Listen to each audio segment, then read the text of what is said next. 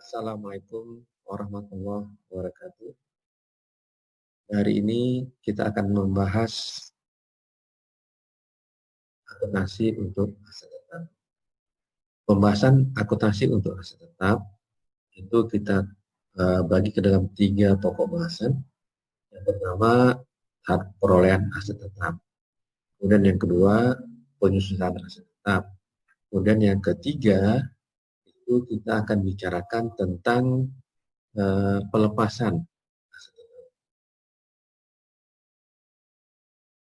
Nah, untuk lebih lengkapnya, kita akan bicarakan tentang aset tetap berdasarkan PPT yang telah kita siapkan. Nah, kita mulai dengan pengertian aset tetap. Aset tetap adalah aset milik suatu entitas yang digunakan dalam kegiatan perusahaan untuk jangka waktu yang lebih dari 1 tahun, tidak untuk dijual kembali dalam kegiatan normal perusahaan. Jadi ada kata kuncinya, milik perusahaan, digunakan dalam kegiatan perusahaan, jangka waktunya lebih dari 1 tahun, dan tidak untuk dijual di kegiatan normal perusahaan. Nah, aset tetap ini sering juga disebut dengan plan asset, fixed asset, property, plant, and equipment. Itulah istilah-istilah untuk aset tetap. Nah, kemudian aset tetap dicatat sebesar harga perolehannya. Semua harga perolehannya digabung dalam aset tetap. Harga perolehan aset tetap meliputi semua biaya-biaya yang dikeluarkan untuk memperoleh aset tetap sampai aset tetap itu siap untuk dipakai. Nah, sekarang kita lihat satu persatu. Tanah atau land. Harga perolehannya meliputi harga beli, komisi makelar, biaya notaris, dan biaya balik nama. Nah, semua biaya itu, dari harga beli, komisi makelar, biaya notaris, dan biaya balik nama itu dicatat ke akun tanah atau land. Jadi tanah atau land didebit sebesar total biaya yang dikeluarkan, kemudian kita kreditkan kas kalau dibayar tunai, kalau kita kreditkan utang usaha kalau kita belum bayar. Nah, untuk bangunan atau gedung, building, komponen dari harga perolehan itu meliputi fee arsitek, izin bangunan, nilai kontrak, biaya bahan, biaya tenaga kerja, dan overhead, biaya asuransi, biaya bunga, untuk membiayai pembangunan kalau dibangun sendiri. Dan jika bangunan itu dibeli, maka komponen biayanya meliputi harga perolehan, harga beli, yaitu kemudian ada komisi makelar, pajak, biaya renovasi, dan perbaikan. Nah, semua biaya itu dicatat ke akun bangunan atau building, di bangunan atau building di debit, kemudian kas kalau dibayar tunai, utang usaha kalau belum dibayar itu di kredit. Nah, inilah untuk perolehan bangunan. Nah, bagaimana kalau seandainya tanah dan bangunan itu diperoleh sekaligus? Nah, untuk perolehan sekaligus atau gabungan, ini yang paling gampang, kita akan melihat perolehan suatu ruko. Ruko itu terdiri dari 2 komponen aset tetap. Pertama ada tanah, kedua ada bangunan. Nah, jika aset tetap dibeli secara gabungan, seperti membeli ruko tadi, maka harga perolehan aset tetap disebut harus dialokasikan ke masing-masing jenis aset tetap, yaitu tanah dan bangunan. Pengalokasian nilainya dilakukan dengan metode nilai jual relatif. Contoh ini, perusahaan membeli sebuah ruko dengan nilai 200 juta.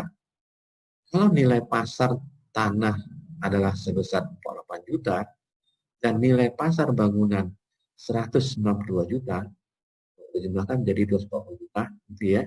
Maka alokasi harga perolehan dapat dilakukan dengan cara untuk tanah 48 juta dibagi 240 juta dikali dengan harga perolehan 200 juta.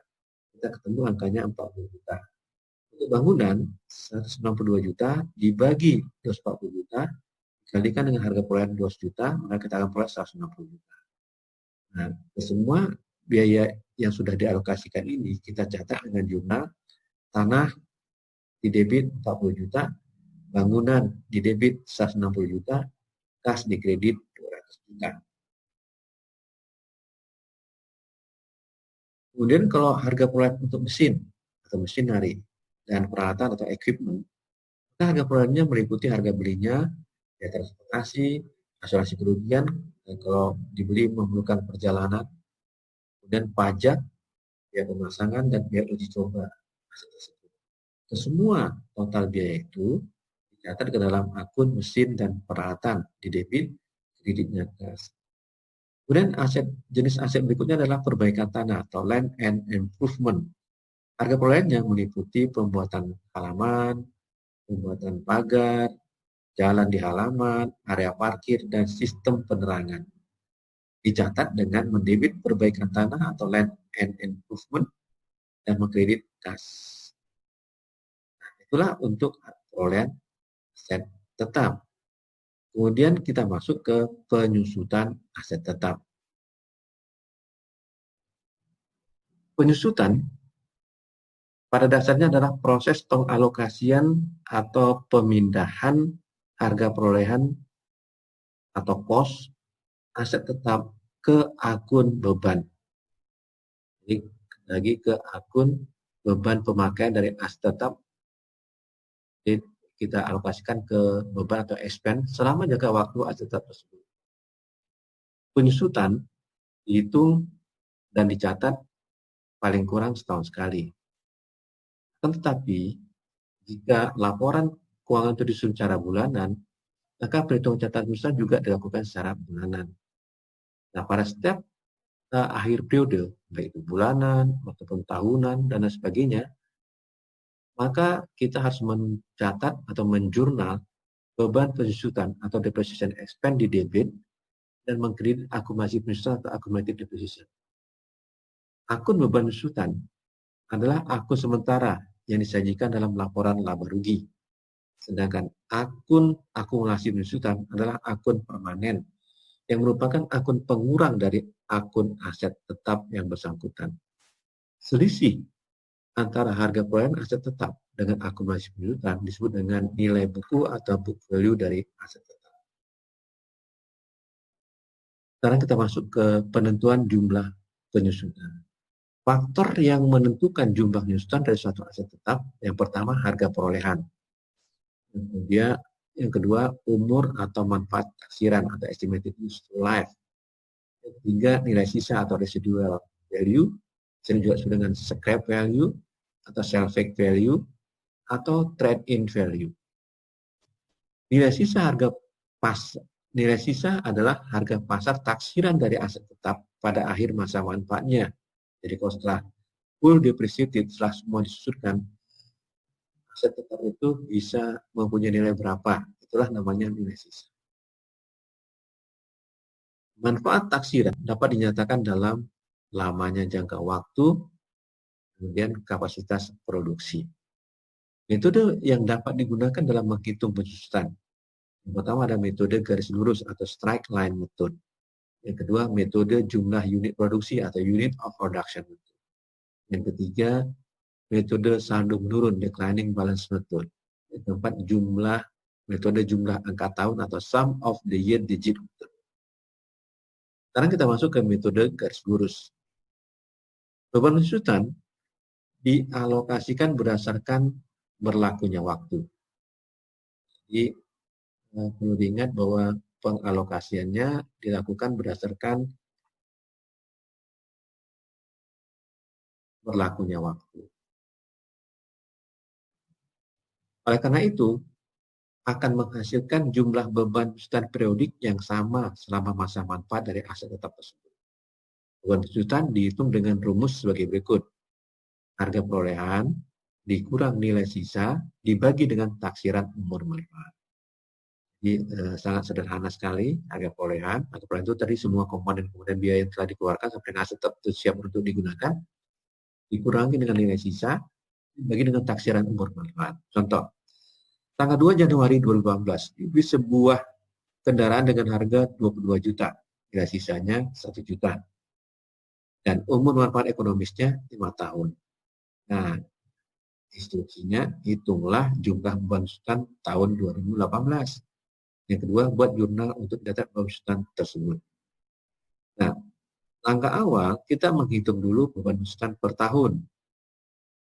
Jadi kita hitung dengan dari apa harga perolehan dikurangi nilai sisa dibagi dengan taksiran umur manfaat. Jadi 22 juta dikurangi 1 juta bagi 5, ketemu angkanya 4.200.000. Jadi susunan per tahun adalah 4.200.000. Nah, susunan itu dicatat dengan mendebit depreciation expense atau beban penyusutan atau beban depresiasi. Terus di debit, kreditnya accumulated depreciation atau akumulasi penyusutan sebesar 4.200.000.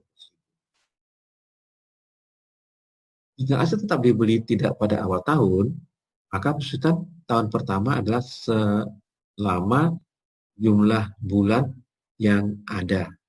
Misalnya, aset tetap dibeli bulan September, maka penyusutan tahun pertama dihitung sebesar 4/12 kali beban penyusutan per tahun. Ya, jadi 4/12 dikalikan beban penyusutan per tahun. Kemudian metode jumlah unit produksi.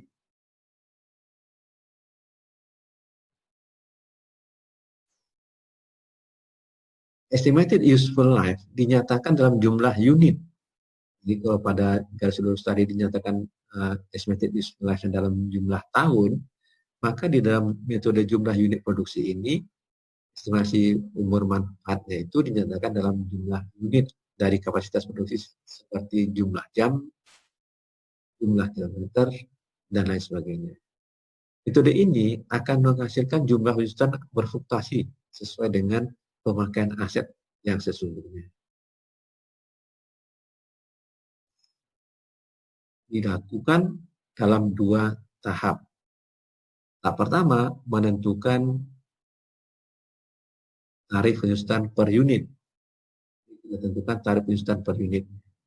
Dan yang kedua, menentukan beban penyusutan untuk satu periode akuntansi dengan mengalihkan tarif penyusutan per unit dengan jumlah unit produksi yang sesungguhnya yang digunakan selama periode tersebut. Contoh, tanggal 2 Januari 2018 dibeli sebuah mesin dengan harga 11 juta dan taksiran nilai sisa sebesar 1 juta. Mesin tersebut ditaksir dapat beroperasi selama 10.000 jam. Tahun 2018 mesin telah beroperasi selama 2.200 jam. Nah, pada kita diminta untuk menghitung yang pertama itu menghitung penyusutan tahun 2018. Dan yang kedua, bagaimana pencatatan yang dilakukan atau jurnal yang harus dibuat. Nah, sekarang kita perhatikan bahwa yang pertama diminta kita menghitung beban penyusutan. Beban penyusutan 2018 kita hitung dengan menghitung berapa penyusutan per unit. Per unit ini karena ini jam, maka per jam. Nah, kita peroleh dengan perhitungannya itu dengan rumusan harga perolehan dikurangi taksiran nilai sisa bagi taksiran manfaat dalam jumlah unit. Itu 11 juta dikurangi 1 juta, ketemu angka 1. Dibagi dengan 1.000 jam.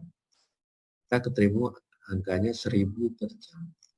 Karena tahun 2018 mesin itu beroperasi 2.200 jam, maka dikalikan penyusutan per unit 1.000, maka kita akan memperoleh penyusutan 2.200.000. Kemudian ini dicatat dengan jurnal depreciation expense atau beban penyusutan di debit 2.200.000 dan accumulated depreciation di kredit 2.200.000. Nah, inilah contoh penggunaan metode jumlah unit produksi. Kemudian kita masuk dengan metode saldo menurun. Penyusutan yang dibebankan pada tahun pertama dari tahun-tahun dan tahun-tahun berikutnya akan semakin menurun. Jadi pertama besar, yang kedua menurun. Tarif penyusutan yang digunakan adalah 2 kali tarif penyusutan metode garis lurus. Apabila manfaat taksiran 5 tahun, maka tarif untuk metode saldo menurun adalah 40%. 2 kali tarif garis lurusnya 20%. Beban penjusutan dihitung dengan tarif penjusutan dikalikan nilai buku awal tahun. Jadi kalau menghitung beban penjusutan ada tarif penjusutan dikalikan nilai buku awal tahun. Nilai buku itu adalah harga perolehan dikurangi dengan akumulasi penjusutan. Dengan menggunakan contoh pada metode garis lurus terdahulu, maka beban penjusutan pada tahun pertama dapat dihitung sebagai berikut. Beban penjusutannya 40%, berarti 2 kali 20%. Kali 22 juta.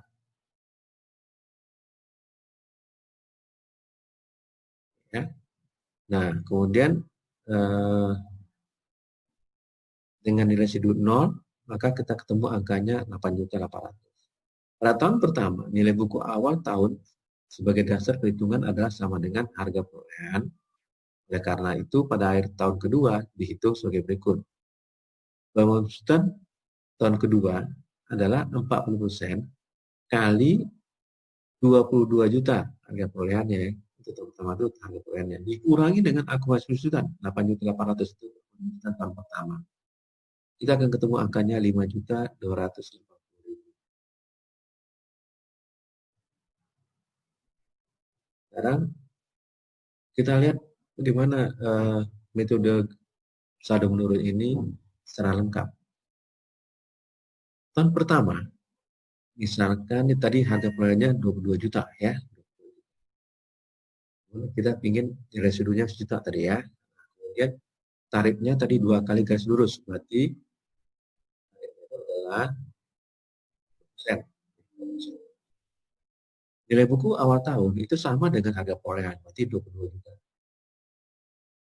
Kemudian beban penjusutannya kita hitung tadi 22 juta dikali 40%, 8.800.000. Nah, jadi dicatat dengan beban penjusutan di debit 8.800.000, di kredit akumulasi penjusutannya 8.800.000. Jadi konsumennya 8.800.000. Maka nilai buku pada akhir tahun pertama itu menjadi 13.200.000. Didapat dari 22 juta dikurangi 8.800.000. Nilai buku awal ini itu menjadi nilai buku awal tahun berikutnya. Maka di tahun kedua, beban penjusutan kita hitung 40% dari 13.200.000. Ketemu 5.280.000. Dengan diperoleh beban penjusutan tahun kedua 5.280.000, maka akumulasi penjusutannya bertambah dari 8.800.000 ditambah dengan 5.280.000 menjadi 14.080.000. Dan nilai buku akhir tahunnya menurun menjadi 7.920.000 yang dapat dari nilai buku awal 13.200.000 dikurangi dengan beban penjusutan akumulasi penjusutan tahun kedua, beban penjusutan tahun kedua 5.180.000, ketemu angka 7.920.000. Kemudian tahun ketiga, berarti nilai buku akhir tahun kedua menjadi nilai buku awal tahun ketiga. Dengan cara yang sama, dihitung beban penjusutannya adalah 40% dari 7.920, ketemu angka 3.168.000. Sehingga akumulasinya menambah menjadi 14.080 ditambah dengan 3.168.000 menjadi 17.248.000. Sehingga nilai bukunya adalah 4.750.000. Kemudian nilai buku 4.750.000 ini akhir tahun ketiga menjadi awal tahun keempat. Maka beban penjusutan tahun keempat didapat dengan 40% dari 4.750.000, itu makanya 1.900.800. Akumulasinya meningkat dari 17.248 tahun lalu ditambah dengan 1.900.800 menjadi 19.148.800. Dan nilai buku akhir tahun keempat itu adalah 2.451.200. Dan seharusnya tahun kelima, karena umurnya 5 tahun, penjusutannya kan dihitung 40% dari 2.851.200. Tapi karena kita menginginkan bahwa akhir tahun kelima itu ada nilai sisa 1 juta, maka penjujutan tahun kelima itu adalah sebesar 1.851.200. Jadi dikunci dulu di nilai buku akhir tahunnya. Jadi kita harus memperoleh akumulasi penjujutannya 21 juta. Sedangkan tahun lalu sudah ada 19.148.000. Jadi untuk menjadi 21 juta, kita harus membebankan beban penjujutan 1.851.200. Nah, inilah kira-kira untuk saldo menurun. Dan metode jumlah angka tahun. Metode ini termasuk metode saldo menurun, karena beban penjujutan semakin menurun setiap tahun selama masa pemakaiannya. Beban penjujutan itu dihitung dengan mengalihkan harga perolehan dikurangi dengan nilai sisa dengan suatu pecahan. Angka penyebut dari pecahan adalah jumlah angka dari angka-angka tahun. Contoh, kalau 5 tahun, maka penjujutan dari pecahan tersebut adalah 15. Yang dapat dari 5 tambah 4 tambah 3 tambah 2 tambah 1. Atau dapat dihitung dengan rumus N kali N tambah 1 per 2. Angka pembilang dari pecahan dalam metode garis lurus ini, contoh aset yang punya masa manfaat 5 tahun adalah 5 untuk tahun pertama, 4 untuk tahun kedua, 3 untuk tahun ketiga, 2 untuk tahun keempat, dan 1 untuk tahun kelima. Beban penjujutan dihitung dengan rumus tarif penjujutan kali harga perolehan dikurangi nilai sisa. Beban penjujutan tahun pertama 5 per 15 kali 22 juta kurang 1 juta, dapat ketemu angkanya 7 juta. Nilai beban penjujutan tahun kedua 4 per 15 kali 22 juta dikurang 1 juta sama dengan 5.600.000. Apabila dibeli bukan pada awal tahun, tetapi pada tanggal 2 Oktober 2014, maka beban penjujutan tahun pertama adalah 5 per 12 kali 3 per 12, jadi Oktober, November, 13 bulan, 3 kali 22 juta dikurang 1 juta sama dengan 1.150.000. Penjujutan untuk tahun kedua dihitung 5 per 15 kali 9 per 12. Kenapa 9 per 12? Karena 1 tahun itu 12 bulan. Tahun pertama sudah kita pakai 3 bulan, jadi sisanya 9 per 12. Kali 21 juta, ya 20 juta plus juta nilai hidup, temu angka 5.250.000. Kemudian untuk 3 bulannya lagi di tahun kedua itu kita pakai pecahannya 4 per 15 kali 3 per 12 karena 3 bulan kali 21.000, 1.400.000. Sehingga penjujutan tahun kedua itu adalah 6.600.000. Nah, kemudian